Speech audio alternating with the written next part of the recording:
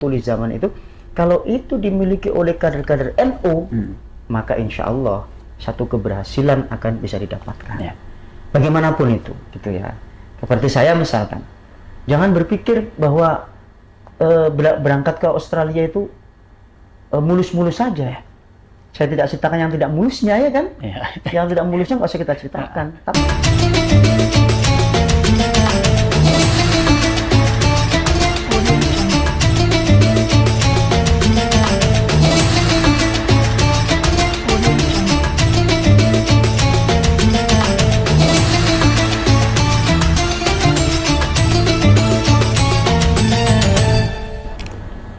Assalamualaikum warahmatullahi wabarakatuh. Waalaikumsalam warahmatullahi wabarakatuh.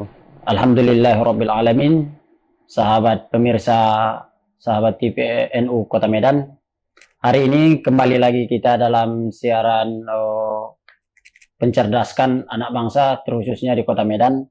Karena kita hari ini akan mengkaji salah satu peran NU dalam meningkatkan pendidikan di Kota Medan. Ini bincang-bincang kita dengan abang anda kita, sahabat Dr. Mas Latif Dwi Purnomo, MPD. Selamat datang Bang. Selamat datang, Bang. ya. Nah, mudah-mudahan keadaan sehat walafiat dan lancar dalam aktivitas keseharian Bang. Amin. Nah, maka dari itu pemirsa, sebelum kita memasuki topik pembahasan kita pada hari yang berbahagia ini, mungkin lebih dekat, biar lebih kenal bagaimana perjuangan pendidikan daripada abang anda, sahabat kita Mas Latif Dewi Purnomo ini dalam mengemban pendidikannya dari Pulau Jawa, menyeberang pulau ke Sumatera Utara, dan menyeberang pulau juga untuk mengambil doktornya di negara Australia. Berarti secara apanya Bang, menyeberang laut lain Bang ceritanya Bang kan? Ya. Dan adapun pemirsa sahabat TV NU Kota Medan, kami memperkenalkan sahabat kita ini yang pertama sebagai wakil Tanfisiah Sydney Australia masa pengurusan 2020 sampai 23 Bang kan? Yeah. Dan juga sebagai dosen tetap di UIN Sumatera Utara, dan saat ini mengemban sebagai ketua prodi S2 bahasa Inggris. Maka dari sini dalam latar belakang sahabat bapak kita Mas Latif Dwi Purnomo ini, bahwa masih mengembang bagaimana dunia pendidikan itu harus mempunyai peran untuk mencerdaskan bangsa. Mungkin begitu Bang secara apanya kan. Makanya kita akan mengangkat tentang peran NU dalam meningkatkan kualitas dan kapasitas warga-warga NU untuk melihat cita-cita yang lebih tinggi di dalam dunia pendidikan. Apalagi kita mengetahui bersama bahwa di Jawa Timur kita mengakui salah satunya universitas namanya Unisma Bang kan, yang didirikan oleh NU, kepengurusan NU, dan hari ini mampu bersaing secara apanya di dunia pendidikan daripada dunia pendidikan yang lain-lainnya Bang. Mungkin secara apanya, mempersingkat waktu untuk memaparkan ini semua, kami persilahkan kepada Bang Anda Mas Latif dengan segala hormat. Oke, bismillahirrahmanirrahim. Assalamualaikum warahmatullahi wabarakatuh. Waalaikumsalam warahmatullahi wabarakatuh. Alhamdulillahirabbil alamin, wassalatu wassalamu ala asyrofil anbiya'i wal mursalin Sayyidina Maulana Muhammadin wa ala alihi washabbihi ajma'in. Sholatan wassalaman daimani mutalazimain ala akramil anbiya'i wal mursalin mukhrijil ummati minadh-dhulmil jahli ila nuril ilmi, amma ba'du. Pemirsa sahabat TV NU Medan yang berbahagia, sebelumnya saya ingin mengucapkan terima kasih yang sebanyak-banyaknya kepada TV NU Medan yang telah mengundang saya hari ini untuk mengadakan podcast lah, kira-kira seperti itu, atau bincang-bincang terkait peran NU dalam dunia pendidikan. Ucapan terima kasih saya ini saya berikan kepada seluruh pengurus TV NU Medan dan para pemirsa sahabat TV NU Medan yang berbahagia. Pertama, kalau ditanya tentang bagaimana kronologis saya bisa sampai di Medan Sumatera Utara ini, saya ingin bercerita dari awal gitu ya. bahwa pendidikan saya enyam dari mulai TK, SD, Sanawiyah, MI, Sanawiyah, Aliyah itu di Kota Lamongan, di pondok pesantren di Lamongan, gitu ya, yang beraliran dari pesantren Langitan di Tuban. Tapi kami berada di pesantren yang afiliasinya, yaitu kalau saya dulu mondoknya dari MI sampai MTS, itu mondoknya di Pondok Pesantren Hidayatul Ummah Pringgoboyo. Lalu aliyahnya saya mondok di Pondok Pesantren Raudhatul Quran di Kota Lamongan sambil sekolah di MAN Lamongan. Kemudian kuliahnya S1 saya kuliah di Universitas Islam Negeri Malang. Dulu belum namanya UIN, tapi masih namanya STAIN, ya. Sekolah Tinggi Agama Islam Negeri Malang waktu itu.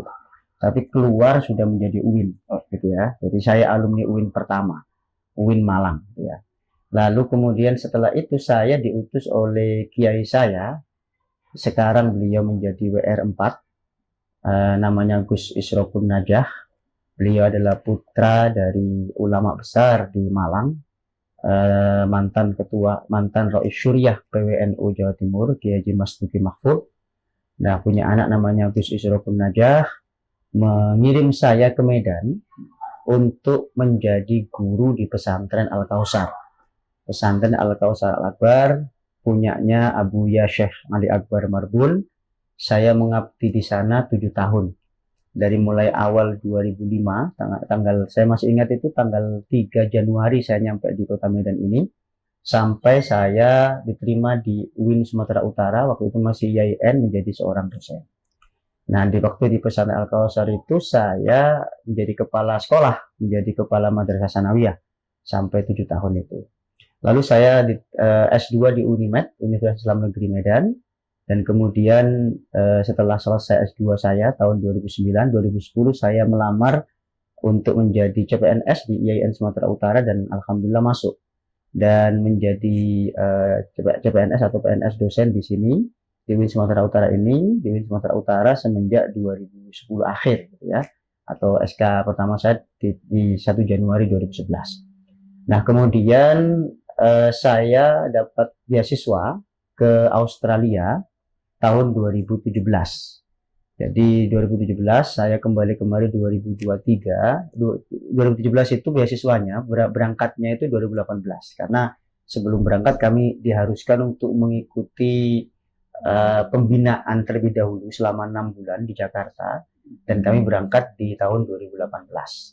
Nah, pulang kemari ke tahun 2023, gitu ya. Oke, itu sekelumit tentang riwayat perjalanan saya sehingga bisa sampai dari Jawa, bisa sampai ke Pulau Sumatera. Nyebrang pulau, nyebrangi lautan, kemudian dari Pulau Sumatera nyebrang lagi ke lautan, berlaut-laut, bahkan sampai benua, gitu ya, sampai ke benua Australia.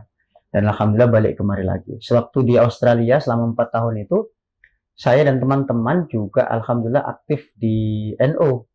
Yaitu saya pribadi menjadi ketua NU Sydney, gitu ya, ketua NU perwakilan New South Wales atau Sydney. Saya ketuanya tahun 2021 sampai 2023. Kemudian karena saya menjadi ketua NU Sydney, maka saya menjadi wakil tanfidiyah, gitu ya, pengurus cabang istimewa Nahdlatul Ulama Australia New Zealand. Jadi wakil ketua tanfidiyahnya, gitu ya. Saat itu ketua tanfidiyahnya Ustadz Yusdi Maksum dan kami menjadi wakilnya. Nah, di sana kita juga berperan dalam pendidikan karena NU itu salah satu faktor utamanya adalah juga pendidikan. Pendidikan bukan hanya pendidikan sosial kemasyarakatan tetapi juga pendidikan formal. Maka kami dan teman-teman mendirikan TPQ, Taman Pendidikan Quran, yang kita namai dengan TPQ Al-Ma'arif NU Sydney. Gitu. Nah, itu kita dirikan di tahun 2019 dengan teman-teman. Yang alhamdulillah sampai hari ini masih eksis TPQ itu.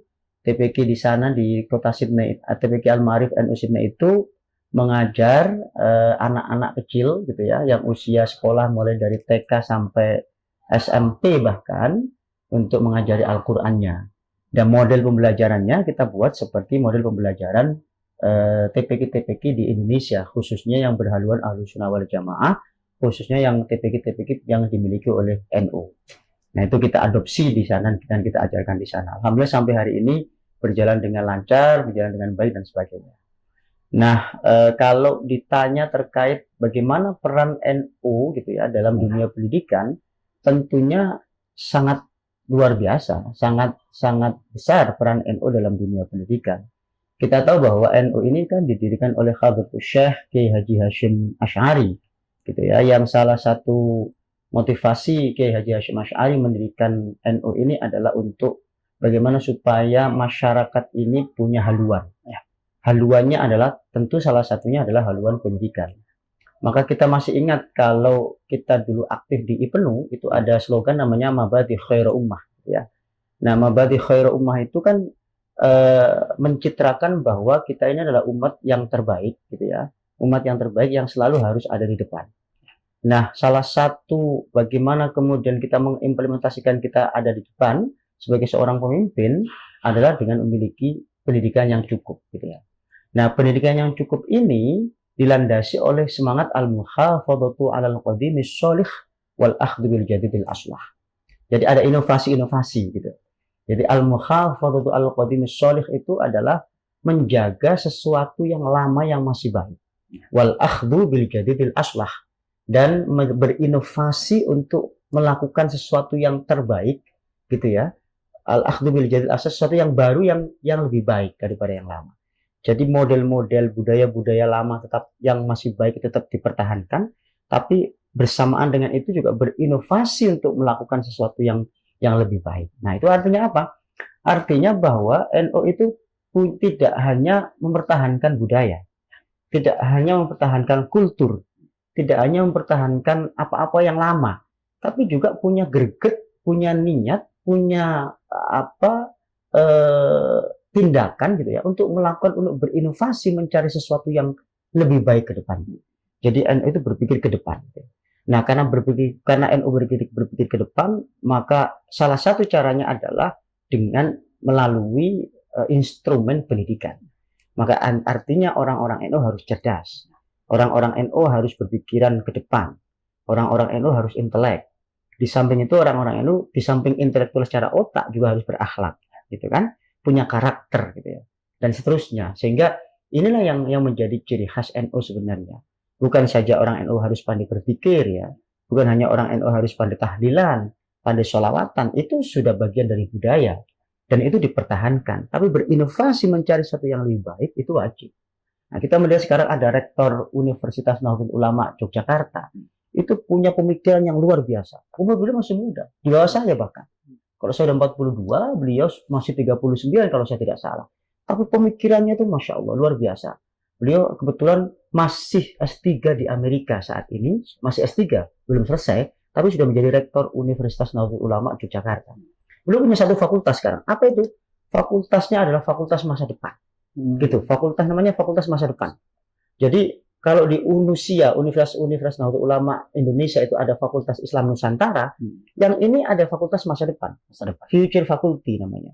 Dan itu masa depan itu artinya kalau Elon Musk misalkan sudah berpikir bagaimana membuat tempat tinggal di bulan, bagaimana membuat tempat tinggal di Mars, bagaimana membuat tempat tinggal di planet-planet yang lain selain bumi. Melihat kecenderungan bumi ini semakin lama semakin panas, semakin lama semakin tua, semakin lama semakin, kalau kita katakan sudah mendekati kiamat, Elon Musk punya pikiran akan membuat tempat tinggal di bulan dan sebagainya. Ini juga seperti itu. Fakultas yang Universitas Nahdlatul Ulama yang ada di Yogyakarta itu rektornya membuat fakultas masa depan yang isinya juga mirip-mirip seperti itu. Nah, ini artinya apa? Artinya bahwa kader-kader NU itu tidak ketinggalan zaman. Kader-kader NU itu walaupun identitasnya hanya terkenal pandai ngaji, pandai zikir atau tahlilan, pandai sholawatan, tetapi juga tidak mengesampingkan hal yang lain tadi, yaitu inovasi. Nah, inovasi itulah yang kita katakan tadi dengan al-akhdhu bil jadidil aslah. Jadi al-muhafadhatu 'alal qadimis shalih itu budaya yang dipertahankan, wal akhdhu bil jadidil aslah itu sesuatu yang baru, yang inovatif, yang itu lebih baik dan bisa dikerjakan. Nah, ini NU gitu. Jadi secara garis besar sebenarnya kita sebagai orang NU itu jangan berkecil hati, jangan merasa minder, jangan merasa malu. Saya bisa cerita bahwa intelektual yang ada di luar negeri itu kebanyakan orang NU. Gitu. Yang saya kenal teman-teman di Australia, ada Gus Nadir Shah Hussein, itu profesor di Monash University. Beliau seorang orang NU dan 4 periode menjadi Rais Syuriah PCI NU Australia New Zealand gitu ya, yang tidak pernah bisa dilepas. Baru periode ini beliau dengan sendirinya beliau melepas gitu ya, dan dikatakan oleh Ustadz Emil Idat yang kebetulan satu pondok dengan saya dari Malang. Beliau, nah itu orang-orang intelektual yang berada di Australia. Ada lagi Pak Profesor Salahuddin Muhyiddin, itu juga profesor yang ada di Macquarie University Australia, itu juga orang NU yang punya daya intelektual yang tinggi. Ada lagi Ustadz Emil Idat itu yang sekarang menjadi Rais Syuriah PCI NU Australia New Zealand, itu beliau juga seorang intelek, seorang kiai, orang alim, alama yang hebat pemikirannya, dan sekarang beliau ada di Australia. Ada di Abu Dhabi, dosen di Khalifah University itu namanya Profesor Hadi Susanto, itu juga orang betul-betul orang NU. Ada di Inggris, ada di Belanda, ada di belahan bumi yang lainnya. Di mana-mana ada Munawir Aziz di Inggris itu.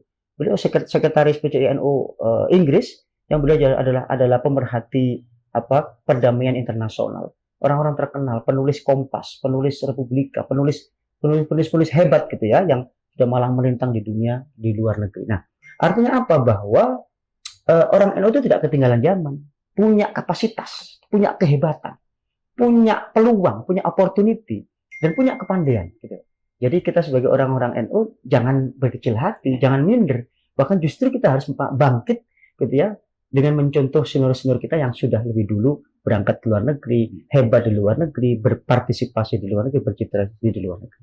Barangkali itu yang bisa saya sampaikan untuk pembuka, gitu ya.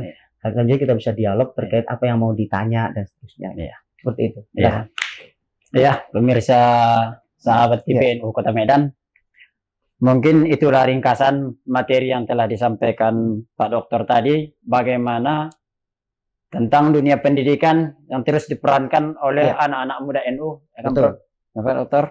Jadi di sini kita santai-santai saja, karena di sini kita bagaimana untuk bertukar pikiran dan memberi wawasan kepada pemirsa sahabat TVNU Kota Medan, bagaimana kita bisa mengambil nanti sebagai motivasi untuk di dunia pendidikan. Betul. Apalagi hari ini pemateri kita Bapak Dokter juga adalah salah satu orang yang memang pas, memang Bang. Secara Pak Dokter datang di sini yang dibilangkan tadi dari awal bahwa menyeberangi pulau dan akhirnya menyeberangi benua sampai ke Australia. Karena bukan secara menafikan, menyeberangi benua itu kan perlu pengorbanan yang sangat luar biasa.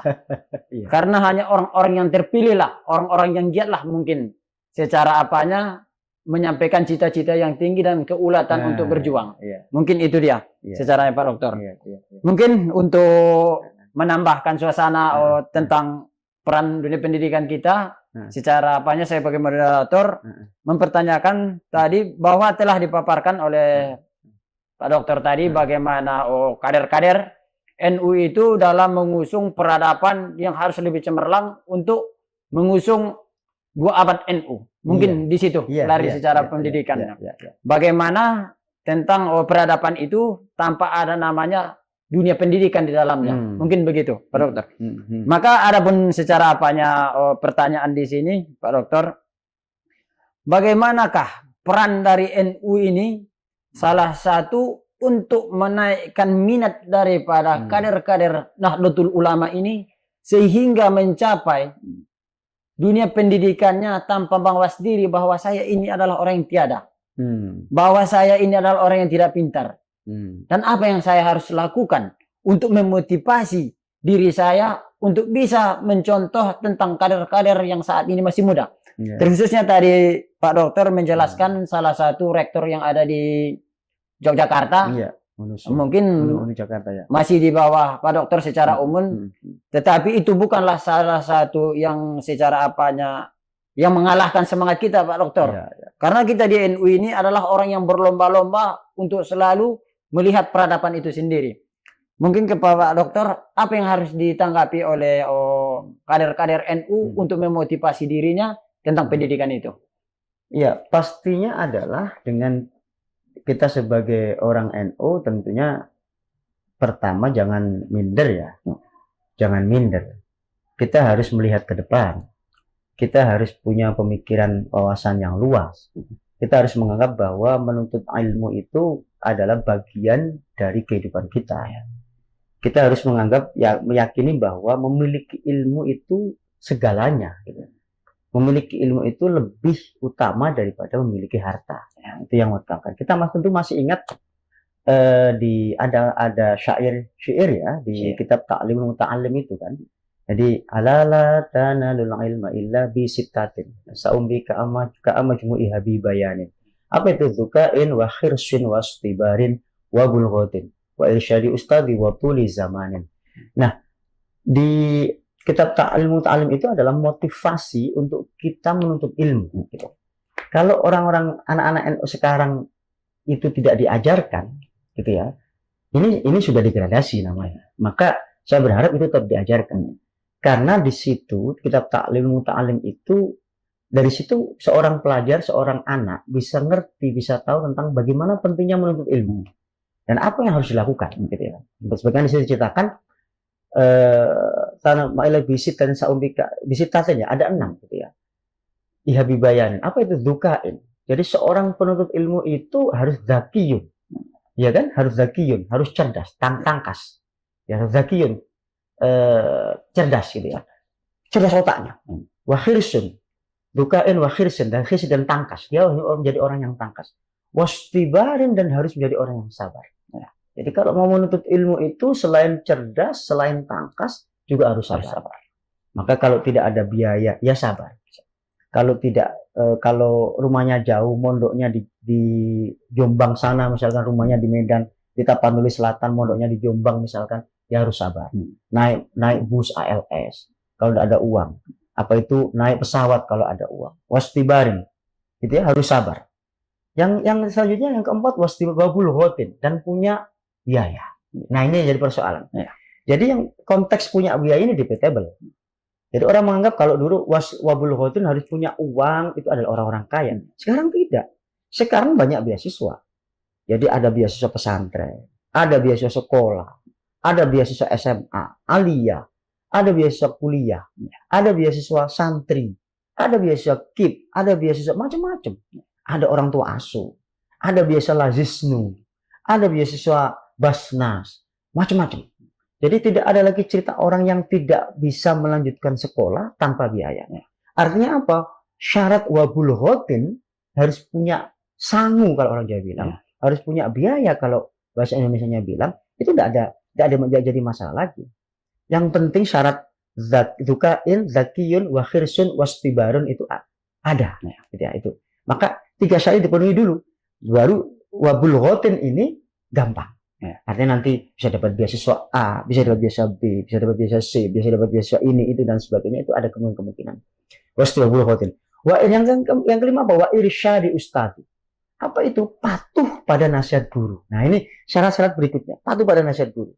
Dengan guru tidak melawan. Tawadhu, istiqomah. Dengan guru mentaati apa yang diperintahkan guru A, ya dilanjutkan A.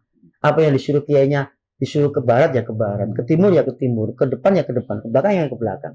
Artinya apa? Taat kepada guru. Merupakan satu kunci keberhasilan menuntut ilmu. Nah, yang terakhir apa? Waktu li zaman. Long live. Panjang waktu. Dengan panjangnya waktu itu. Waktu li zamanin. Jadi, nuntut ilmu itu tidak bisa, punya ilmu itu tidak bisa serta-merta mondok 1 tahun langsung jadi kiai. Tidak bisa. Baca di Google jadi kiai. Tidak bisa. Begitu mu'alaf, gitu ya, langsung belajar Sirah Nabawiyah pakai bahasa Indonesia, belajar kitab Bulughul Maram pakai bahasa Indonesia, yang terjemahan Indonesia, belajar kitab Duratun Nasihin, terjemahan bahasa Indonesia, belajar tajwid, terjemahan bahasa Indonesia, kemudian jadi penceramah. Terus mengatakan bahwa si ini kafir, si ini salah, si ini bid'ah, ini dan sebagainya. Dari mana? Nah, gitu loh. Artinya tidak tulus, tidak memenuhi satu persyaratan ilmu, yaitu waktu li zamanin. dengan waktu yang panjang. Panjang. Apa itu waktu yang panjang maksudnya? Dengan waktu yang panjang dipastikan bahwa orang mengkaji itu tidak sekedar membaca. Karena ada 3 tahapan loh. Ya. Pertama membaca, kedua memahami, ketiga mengkaji. Ya. Gitu. Jadi kalau sudah bisa membaca, dia memahami. Setelah dia memahami, dia mengkaji. Ya. Setelah dia mengkaji, dia mendapatkan result, hasil. Nah, hasil ini yang kemudian disampaikan kepada orang lain. Nah, ini Gus Baha, misalkan, beliau tidak hanya membaca, beliau memahami, beliau mengkaji, beliau mendapatkan hasil. Maka apa kata beliau? Kalau beliau sering mengatakan bahwa, oh kalau kitab ini sudah 10 kali saya baca. Betul. Karena beliau baca, kemudian beliau pahami, beliau kaji, dan akhirnya dapat hasil. Ini yang dinamakan dengan ijtihad itu. Jadi pintu ijtihad dalam konteks keilmuan, dalam konteks fikih tidak ditutup. Kan dia berkembang dan berkembang terus. Nah ini kesempatan oleh orang-orang NU. Makanya waktu di zamanin ini harus dipenuhi. Bahasa Asy'ari dulu menurut ilmu tidak cukup hanya di tempatnya Mbah Khalil Bangkalan ya. Tidak cukup hanya tempatnya di Basoleh Darat. Pergi juga beliau ke Makkatul Mukarramah sana, ke Madinatul Munawwarah sana berguru bersama-sama dengan Kiai Haji Ahmad Dahlan, Muhammad Darwis waktu itu. Balik ke Indonesia, beliau tidak berhenti sampai di situ. Beliau menuntut ilmu lagi. Beliau kemudian mendirikan pesantren. Beliau kemudian menyampaikan apa yang beliau dapatkan. Itu artinya apa? Beliau sudah melakukan membaca, memahami, mengkaji, lalu mendapatkan hasil. Nah, ini tingkatan-tingkatan yang harus dilalui. Nah, kalau panjangnya waktu ini tidak dipenuhi, ya kita masih mempertanyakan. Seorang ini betul-betul fasih enggak dalam konteks menguasai Al-Quran? Betul-betul fakih enggak dalam konteks menguasai fikih? Betul-betul mufassir enggak dalam konteks menguasai tafsir? Dan seterusnya. Saya mondok 9 tahun, dari kelas 3 MI saya mondok, kemudian saya juga sanawiyah, kemudian lanjutkan aliyah, di kuliah juga saya masih ngaji di kiai saya. Kita juga berani saya macam-macam, saya main-main, mengeluarkan fatwa begini begitu, menyalahkan orang itu. Saya masih tawadhu, tunduk patuh kepada kiai-kiai saya baik di Indonesia, baik di Jawa maupun di Sumatera Utara ini. Apalagi mereka-mereka yang tiba-tiba, iya kan? Tiba-tiba mu'alaf, kemudian baca kitab dari Google, baca kitab dari ini, terjemahan bahasa Indonesia, terjemahan ini, kemudian berfatwa ini halal, ini haram, ini bid'ah, ini kafir, ini amalan enggak. Itu mau dari mana dasarnya? Waktu di zamannya tidak kena. Oke lah. Dukain wa khirsin wastibarin. Istibar aja nggak kena. Sabar nggak kena. Babul hotin dapat. Wa irsyad ustadi belum tentu. Waktu di zamanan apalagi. Nah, jadi keenam ini dalam kitab Ta'limul Muta'allim itu dijelaskan seperti itu. Syarat menuntut ilmu dasarnya adalah 6 tadi itu. Dukain wa khirsin wastibarin babul hotin wa irsyad ustadi waktu di zaman itu. Kalau itu dimiliki oleh kader-kader NU, maka insya Allah satu keberhasilan akan bisa didapatkan. Bagaimanapun itu, gitu ya. Seperti saya misalkan, jangan berpikir bahwa berangkat ke Australia itu mulus-mulus saja. Saya tidak ceritakan yang tidak mulusnya ya kan? Yang tidak mulusnya nggak usah kita ceritakan. Tapi kita sudah berangkat. Kita sudah mengalahkan banyak. Mohon maaf ya, dalam tanda kutip kita sudah mengalahkan banyak peminat. Gitu ya. Bahkan di Sumatera Utara sendiri kan banyak peminatnya tuh, nggak ada yang masuk, gitu ya. Alhamdulillah kita berangkat ke sana. Nah, itu artinya apa? Ada upaya-upaya, ada usaha-usaha bahwa kita tidak boleh berhenti hanya pada satu titik. Titik yang lain juga harus kita ikuti, kita lompati, kita hadapi apa-apa yang di depan kita sehingga kita bisa mendapatkan sebuah tujuan itu. Nah, karena ini motivasi gitu kan. Karena itulah kemudian maka makna al-muhafadzat al-qadimi sholih wal akhdhu bil jadil asah itu kalau itu sudah tertanam dalam diri kita, maka kita menjadi orang yang selalu punya cita-cita yang lebih tinggi, bisa berinovasi dan sebagainya. Nah, dengan berdasarkan pada 6 syarat dalam ta'lim tadi itu, kalau itu dilakukan, insya Allah saya yakin para santri NU, para pelajar NU akan lebih hebat. Gitu. Ya. Maka secara Pak Dokter, bahwa kita telah menghilangkan namanya stigma. Orang-orang itu kalau nggak ada duit, saya nggak bisa kuliah. Ya, betul. Kan itu. Sedangkan Pak Dokter tadi sudah menjelaskan bahwa di dalam Ta'lim itu tadi tentang beberapa syarat untuk seseorang itu bisa mencapai cita-citanya untuk dalam menuntut ilmu. Kan itu salah satu. Salah satu yang dalam 6 tadi itu sudah dijelaskan secara rinci tentang cerdas, tangkap, sabar, mempunyai biaya. Kadang-kadang biaya itu kan secara apanya saat ini Pak Dokter yang kita jelaskan tadi bukan masalah duit. kadang-kadang ada relasi bagaimana kita keulatan kita dalam berikhtiar itu mencari beasiswa. Itu yang dijelaskan tadi sebelumnya. Ada beasiswa KIP, ada beasiswa dari LP Ma'arif, ada dari apa? Secara apanya? Stigma yang dibangun secara kebiayaan itu berarti kita telah membelenggu jiwa kita untuk mengemban pendidikan itu. Kalau secara apa kita tarik secara apanya Pak Dokter kan? Maka dari itu bisa di dalam kesimpulan ini, dalam 6 syarat ini saja jangan sempat kader-kader NU itu minder. Ini kan sebelum bertempur secara Pak Dokter. Saya nggak punya biaya. Nggak boleh. Secara Pak Dokter kan? Nggak boleh. Mungkin itulah salah satu tadi rincian pemirsa sahabat TVNU di Medan, bahwa dalam pemaparan ke Australia itu yang nampak orang yang enak-enaknya aja. Kan itu dia Pak Dokter kan.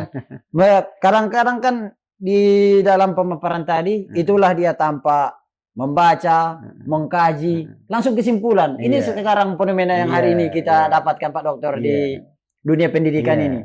Kesimpulan itu yang lebih utama daripada pengkajian membaca. Sudah malas membaca, malas mengkaji, meneliti, akhirnya dia dapat kesimpulan. Akhirnya apa?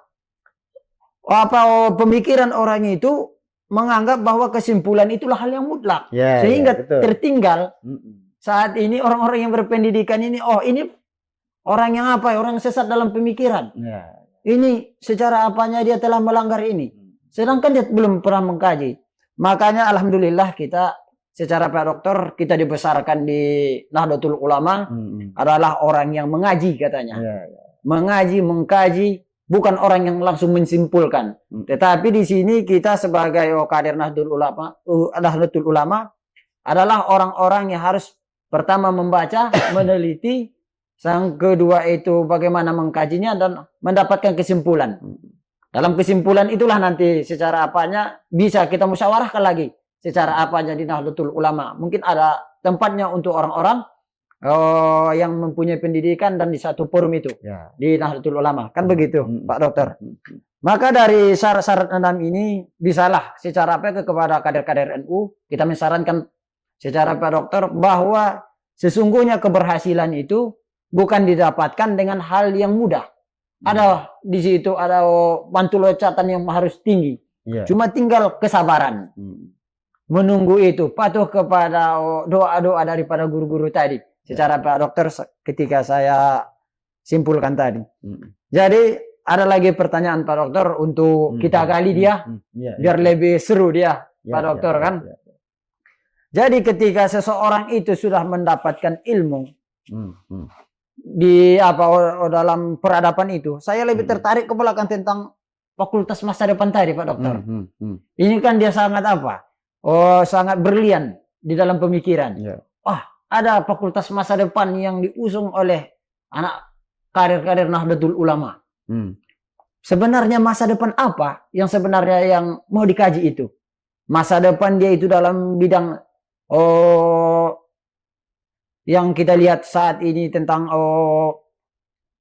dia bentuk sains atau dia bentuk teknologi IT, karena ini saat ini yang dipaparkan secara apanya ke Nahdlatul Ulama. Secara apanya Pak Dokter. Kalau kita lihat anak Nahdlatul Ulama itu kan selalu dipandang sebagai orang yang sarungan, orang yang bawa kitab-kitab kuning, orang-orang yang yang dianggap adalah orang yang terbelakang secara peradaban. Sedangkan kalau kita kaji dengan tokoh-tokoh yang banyak saat ini berkeliaran anak Nahdlatul Ulama itu dalam intelektual itu banyak. Terkhususnya Yogyakarta ini tadi Pak Dokter. Jadi sebenarnya fakultas masa depan ini yang Pak Dokter tahu yang diusungkan oleh kader Nahdlatul di Yogyakarta itu yang bagaimana sebenarnya Pak Dokter? Kalau secara spesifik saya nggak ngerti ya.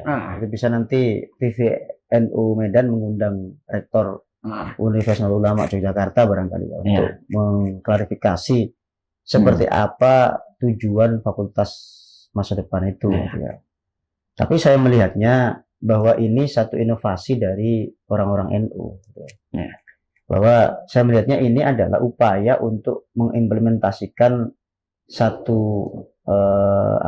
pandangan usul fikih al-muhafadzatu al-qadimis sholih wal akhdhu bil jadil aslah tadi itu.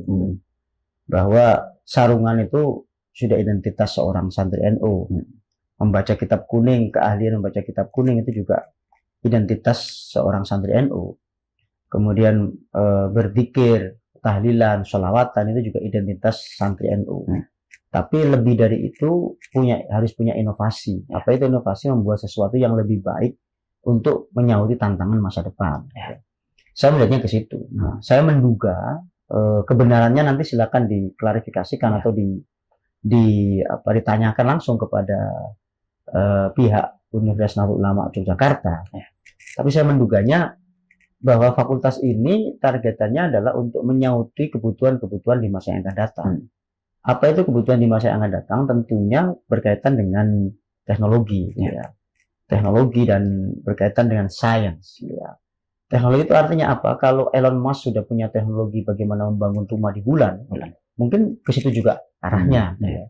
Kalau yang lain-lain di Amerika itu sudah mencoba untuk bagaimana bisa hidup di planet yang lain, mungkin ke situ juga arahnya. Jadi bukan lagi pembangunan karakter, gitu, tapi bagaimana melakukan sebuah upaya yang sifatnya teknologi keli namanya, dan juga saintifik, gitu ya, ilmiah. Nah, tentunya itu diimbangi dengan karakter-karakter yang sudah dimiliki oleh orang-orang NU, gitu ya. Ke situ mungkin arahnya, menurut saya. Sehingga ke depan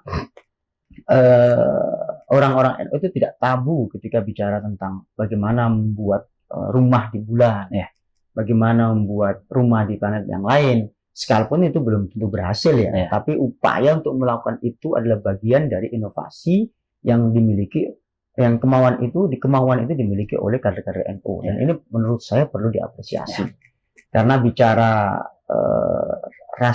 bicara masa depan itu adalah bicara teknologi. Itu adalah bicara scientific gitu ya, science, gitu. Pengembangan sains. Maka tidak mungkin ini ditinggalkan.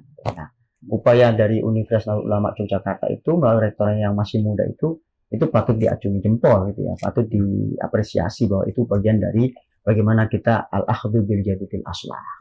Kalau tanya bagaimana apa tujuannya ini saya tidak tahu itu, ya, itu mungkin bisa diklarifikasi langsung ke pihak mereka. Itu mungkin jawaban saya. Mungkin secara apanya Pak Dokter tadi kan belum dijelaskan. Mungkin kita akan korek-korek sedikit lah Pak Dokter tentang perjalanan Pak Dokter tadi. Yang dapat beasiswa dari dari universitas atau memang dicari secara Pak Dokter. Bagaimana sebenarnya perjalanan Pak Dokter waktu di Australia? Apakah sama pendidikannya dengan di Australia? Mungkin itu dia Pak Dokter. Di Indonesia. Nah, Indonesia dengan di Australia.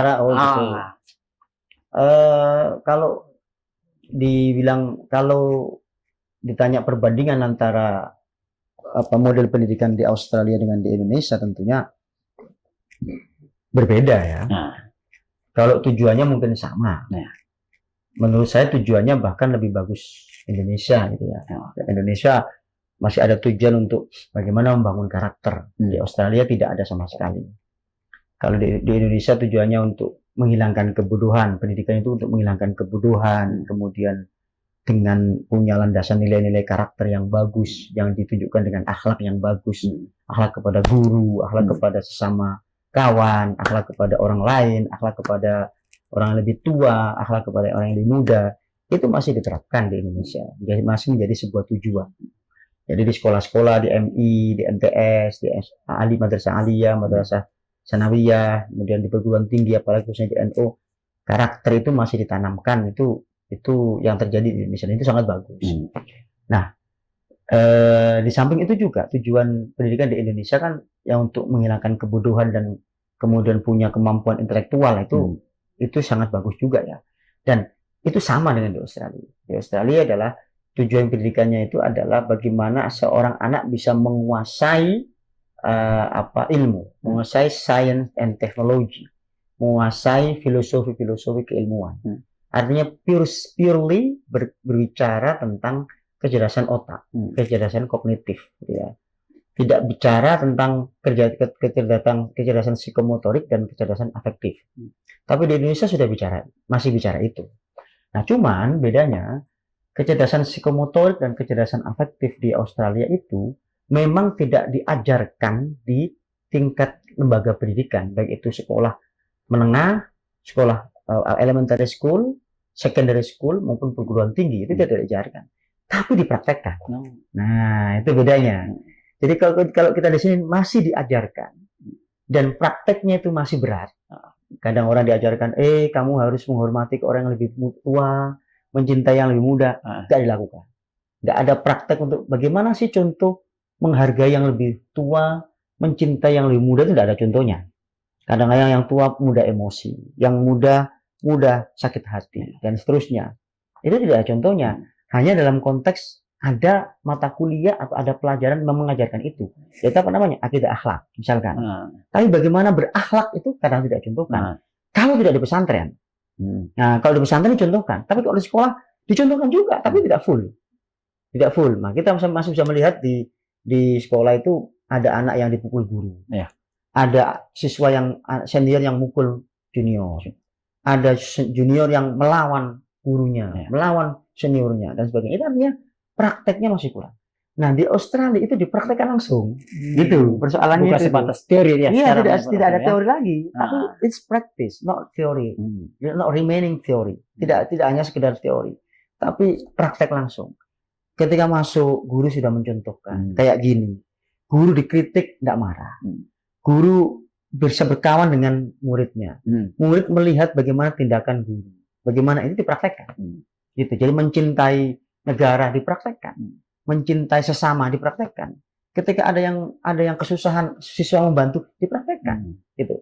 Tapi ketika pelajaran itu purely bicara otak. Jadi it has a differences. Gitu. Between cognitive side and the affective and psychomotoric side. Gitu. Punya dua sisi yang berbeda. Jadi secara teori mereka bicara tentang konektivitas, tapi secara praktis mereka melakukan yang seharusnya dilakukan. Nah, itu bedanya. Itu kalau pendidikan elementary, secondary, bahkan di perguruan tinggi. Di perguruan tinggi lebih dalam lagi. Hanya bicara bagaimana orang itu memahami sesuatu. Jadi hanya digodok, oh ini teorinya, ini bukunya, kamu pahami ini, kamu paraphrase ini, kamu tulis ini, kamu lakukan ini, kamu lakukan penelitian ini, kamu olah datanya seperti ini, kamu analisa datanya seperti ini, kamu nulis kesimpulan hasilnya seperti ini, kamu nulis diskusinya seperti ini, kamu nulis kesimpulan, semua begitu. Doktrinannya begitu. Jadi kita didoktrin bagaimana kita menguasai ilmu itu secara utuh. Kalau bicara attitude, it's your own attitude, your own perspective. Itu perspektif pribadi Anda. Saya tidak ikut-ikut, kira-kira gitu. Kamu mau begini, kamu begitu, nggak masalah. Yang penting ini tagihan-tagihan ini kamu penuhi. Itu prinsipnya. Jadi, tetapi begitupun praktek terhadap psikomotor dan afektif itu tercermin dari rasa kemanusiaan yang dimiliki oleh individu di Australia. Sehingga orang-orang seperti saya terikut. Kita kaget bahwa dalam hubungan sosial, gitu ya, seorang profesor dengan mahasiswa S3 seperti saya ini itu tidak ada sekat. Jadi tidak ada sekat. Dia tidak mau dipanggil prof. Don't call me professor. I'm not a professor in front of you, katanya. Saya tidak profesor depan Anda. I'm your friend, I'm your partner, katanya. So please call me just my name. Hanya panggillah saya dengan nama saja. Mereka nggak mau dipanggil profesor, Pak Dokter, tidak ada. Just call me a name. Panggil aja nama saya. Itu kalau mereka. Artinya apa? Mereka betul-betul setara, sejajar dengan kita. Dan kita tidak dianggap muridnya. Kita tidak dianggap mahasiswanya. Kita ini dianggap partner kerja. You are my partner. So we are working together. Katanya gitu. So we are working together. You do your research, I'm advising you. Kamu melakukan penelitian, saya mengawasi Anda. Jadi partner. Jadi di situ letaknya. Makanya ketika kita berkomunikasi dengan mereka ya nyaman. Tidak ada rasa takut, tidak ada rasa segan, tidak ada rasa khawatir. Kita sejajar, seimbang. Ide yang mau kita sampaikan dapat. Mereka juga ngasih ide juga bukan doktriner, tapi how if I have my idea like this, misalkan sampaikan. Karena kalau saya punya ide kayak gini, sampaikannya. Kalau kita terima, okay, I can accept your idea. But misalkan kita bantah, no. I'm not sure with your idea, misalkan. Ya tidak masalah, gitu dong. Nah, jadi kesetaraan itu ada di situ. Nah, inilah kehebatan itu. Jadi ketika bicara ilmu, tidak ada atas bawah. Tapi ketika bicara kemanusiaan, sama. Ketika bicara ilmu lagi, semua punya kapasitas masing-masing. si profesor punya kapasitasnya, si kita sebagai student juga punya kapasitasnya. Yang penting kita bicara purely tentang keilmuan. Nah itu kalau kita bicara perbedaan secara signifikan ya, secara mendasar antara bagaimana pola pendidikan di Australia dengan Indonesia. Masih banyak yang lain, yang mungkin kalau kita kupas ya terlalu panjang barangkali waktunya ya, dari hal-hal yang lain. Tapi yang jelas di Australia itu kalau bicara attitude itu kemanusiaan yang bicara, kesetaraan. Kalau bicara ilmu maka rasa kognitivitas yang dimulakan. Tidak lagi melihat backgroundnya kamu siapa, kamu dari mana, kamu ini anak siapa, kamu itu murid siapa, tidak bicara itu. Tapi if you can, you do. If you can't, you stop. Kamu bisa, lanjutkan. Enggak, jangan dilanjutkan. Jadi bicara cara keilmuan yang betul-betul purely gitu ya, yang betul-betul memang bicara ya ilmu secara kognitivitas gitu, yang harus dimiliki oleh orang lain. Mungkin seperti itu. Ya, berarti secara apanya pemirsa TVNU Kota Medan, kita melihat di situ Bang, secara kesimpulannya itu, ketika dia bercerita tentang keilmuan, kita bisa di situ bisa mengeluarkan secara apanya hasil pikiran kita dan diseleksi oleh atasan kita secara apanya profesor untuk bisa mengawasi kita. Sehingga apa? Perkembangan ilmu itu akan semakin meningkat. Mungkin itulah secara apanya di Australia. Walaupun agak sedikit tertinggal dengan kita Bang, secara pemikiran di sini. Kadang-kadang dia kalau kita melihat di sini, terus di Indonesia, kadang-kadang murid itu dia agak sedikit Bang di dalam menyampaikan gagasannya. Kebanyakan hanya mengikut apa gagasan dari gurunya. Sehingga perkembangan itulah sebenarnya yang kita harapkan bagaimana. Tidak banyak membaca. Nah, salah satu mungkin karena kurangnya dalam membaca. Sehingga apa? Pemikirannya pun kurang untuk pemaparan itu Bang kan, dan menyelesaikan itu. Nah, mungkin inilah yang kita harapkan kepada kader-kader Nahdlatul Ulama, harus membaca, meneliti dan bisa menyampaikan hasil pikirannya untuk perkembangan tentang bagaimana peradaban NU ke depannya Bang. Mungkin itu saja Bang kan. Secara kalau bicara peradaban NU untuk abad kedua gitu ya. Nah, memang kader-kader NU sudah bukan harus tapi wajib sudah berpikir ke situ. Berpikir bagaimana mengembangkan diri gitu ya untuk bisa adaptif terhadap situasi ke depan seperti apa. Jadi kita tidak bisa hanya bicara budaya saja, tidak bisa, tapi juga harus bisa bicara bagaimana ke depan itu peran apa yang harus kita lakukan. Banyak segmentasi bisnis, segmentasi pendidikan, segmentasi sosial kemasyarakatan, segmentasi penguasaan teknologi, termasuk segmentasi media-media sosial seperti ini. TVNU ini kan salah satu segmentasi. Bagaimana kita bisa menguasai media. Orang yang menguasai media akan menjadi leading sektor. Karena mau tidak mau harus diakui bahwa media hari ini meliding semuanya. Bisa meliding berita yang negatif, bisa meliding berita yang positif, bisa mengalahkan orang, bisa menjelekan orang, tadi saya katakan menjelekan orang, bisa membaikkan orang, bisa mengalahkan orang yang keinginannya mencapai sebuah kekuasaan, bisa memenangkan orang yang dalam konteks kekuasaan. Media. Maka kita juga harus mampu. Maka pemirsa sahabat TVNU Medan yang orang-orang NU ya bergeliatlah juga dalam media. Nah, sehingga kita menjadi leading sektor yang kita bisa kemudian menguasai environment, menguasai opini, dan kita bisa menjadi rujukan bagi orang banyak. Salah satunya media. Yang kedua, orang dalam konteks bisnis misalkan harus cerdas. Bisnis sekarang apa yang paling berjalan, yang paling laku, yang paling diminati orang? Bisnis online. Kenapa tidak orang-orang NU juga punya bisnis online? Gitu ya. Kemudian yang selanjutnya di dunia pendidikan, apa sekarang yang perlu ditargetkan untuk dunia pendidikan? Sekolah apa yang kira-kira diminati banyak orang? Sekolah yang bernuansa teknologi, sekolah yang bernuansa kesehatan, misalnya. Sekolah yang bernuansa masa depan seperti apa? Itu harus banyak dimunculkan. Maka gagasan Rektor Universitas Ulama Yogyakarta itu perlu kita ajukan dan mungkin bisa ditiru. Dalam konteks yang lain, public speaking misalnya. Kalau kita nggak bisa menguasai public speaking, kita kan nggak bisa bicara depan orang banyak. Maka harus ada kursus-kursus public speaking yang dimiliki oleh NU misalkan. Dan yang lain misalkan kepemimpinan misalkan. Sekarang ini kan orang yang kaya yang punya uang dia yang jadi pimpinan. Di partai dia, mohon maaf ya dalam tanda kutip, ngelamar ke partai A karena uangnya banyak langsung bisa jadi calon wali kota, menang jadi wali kota. Padahal basicnya adalah bisnismen, karena orang kaya, bukan leadership. Nah, bagaimana kalau orang NU mengkader banyak-banyak calon-calon pemimpin melalui kaderisasi leadershipnya, kemudian dipasarkan, sehingga patronasi hanya uang yang bisa mengatur segalanya. Kalau orang Batak itu bilang pengen ngatur negarawan. Nah, ya kan? Pengen ngatur negarawan gitu ya. Saya tahu itu karena saya dulu di pesantren Al-Kawas Al-Akbar lama. Karena di situ banyak orang Batak kan. Pengen ngatur negarawan gitu ya. Itu bisa lama-lama stigma itu bisa hilang. Karena kita menawarkan pemimpin-pemimpin NU yang punya integritas secara intelektual, secara kapasitas, secara kemampuan dalam memimpin sebuah wilayah, sebuah negara, bahkan sebuah organisasi. Nah, ini penting untuk bisa dilakukan. Nah, kalau ini dilihat sebagai segmentasi kesempatan atau opportunity oleh marga NU, khususnya NU Kota Medan barangkali ya, maka akan lebih keren. Kita punya stok pemimpin yang bagus, kita punya stok bisnismen yang oke, kita punya stok guru yang hebat, dosen yang luar biasa, kita punya stok untuk bagaimana berpikir masa depan yang lebih baik. Nah, itu mungkin harapan saya lah barangkali ya sebagai orang yang ditanya hari ini bicara tentang pendidikan. Oke, terima kasih.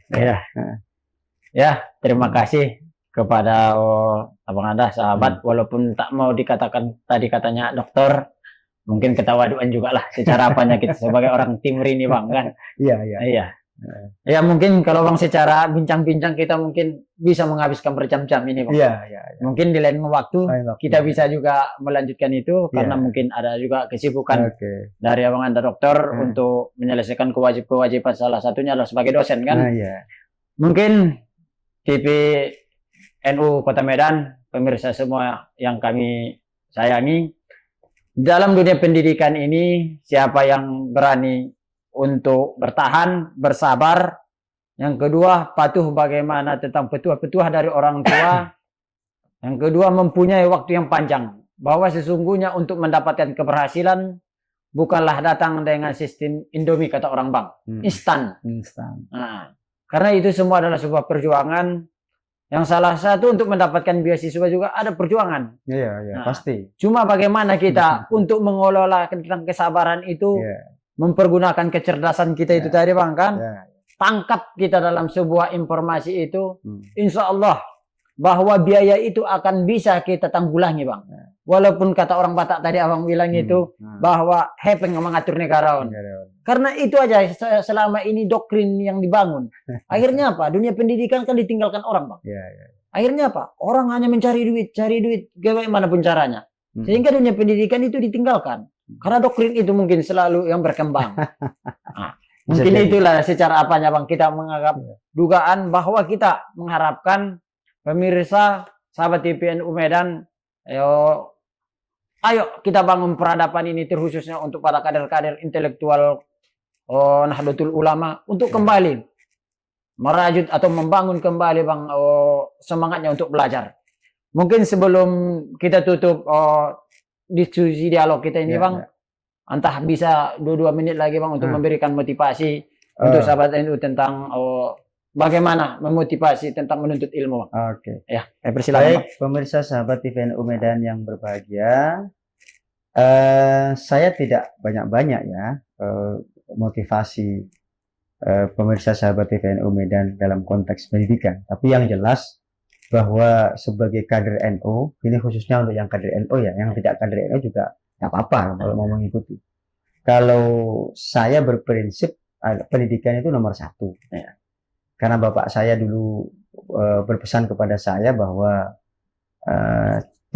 dimanapun kamu berada asalkan itu masih bumi Allah, bapak ikhlas katanya, kata bapak saya dulu seperti itu. Maka saya tidak takut ketika diutus oleh kiai saya dulu untuk ngajar di Medan, dan sampai hari ini saya ada di Medan. Kemudian saya juga pergi ke Australia untuk menuntut ilmu S3 saya kemarin, dan alhamdulillah sekarang sudah kembali ke Kota Medan dan mengabdi di UIN Sumatera Utara lagi. Itu tidak ada ketakutan sedikit pun dalam diri saya. Kenapa? Karena memang di mana-mana itu buminya Allah gitu ya. Maka pemirsa sahabat TVNU Medan harus punya, menurut saya harus punya prinsip bahwa menuntut ilmu itu nomor 1 gitu ya.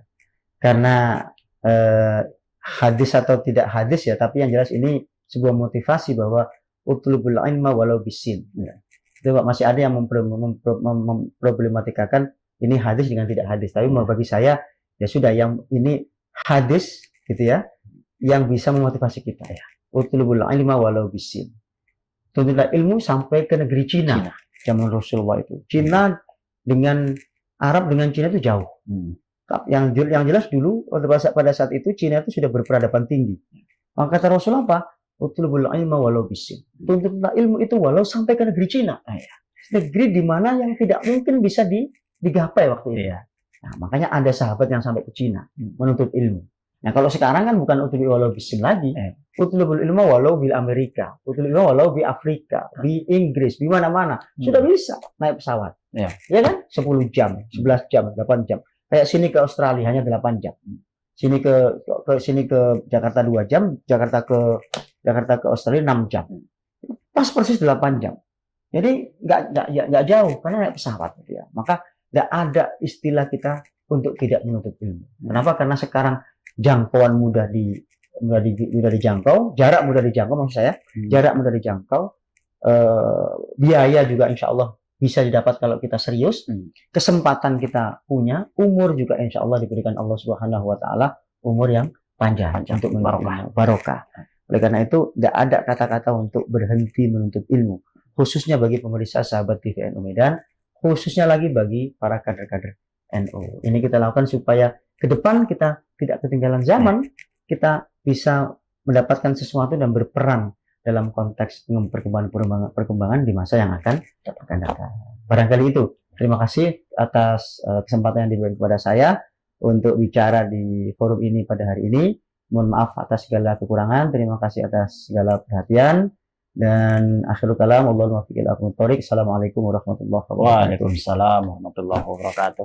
Baik, pemirsa sahabat tim NU Kota Medan, mungkin sampai di sinilah obrolan singkat kita ini Bang. Mudah-mudahan ilmu yang Abang berikan menjadikan kebarokahan di dalam kesehatan Bang. Amin. Dan mudah-mudahan panjang umur dan kita selalu dalam lindungan Allah Subhanahu Wa Taala.